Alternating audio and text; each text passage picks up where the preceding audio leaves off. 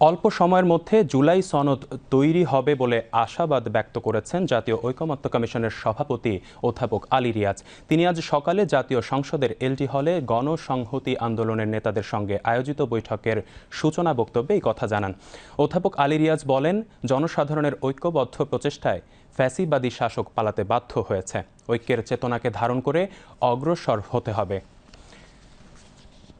সংস্কার কমিশনগুলোর প্রস্তাবের বিষয়ে আলী রিয়াজ বলেন, দীর্ঘদিন ধরে বাংলাদেশে যে পুঞ্জীভূত সংকট তা মোকাবেলা করার চেষ্টা।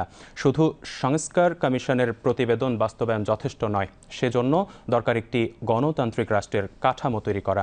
গণসংহতি আন্দোলনের প্রধান সমন্বয়কারী জোনায়েদ সাকি বলেন, অংশীজনদের ঐকমত্যের বিষয়গুলোই জুলাই সনদ হিসেবে গৃহীত হবে। যেগুলো একমত হবে না সেগুলো নিয়ে জনগণের কাছে যেতে হবে। প্রধান উপদেষ্টার বিশেষ সহকারী মনির হায়দারের সঞ্চালনায় বৈঠকে উপস্থিত ছিলেন কমিশনের সদস্য সফররাজ হোসেন, ডক্টর বদিউল আলম মজুমদার, ডক্টর ইফতেখারুজ্জামান। ঐক্যবদ্ধ প্রচেষ্টাই আসলে ফ্যাসিবাদী শাসককে পলায়নে বাধ্য করেছে।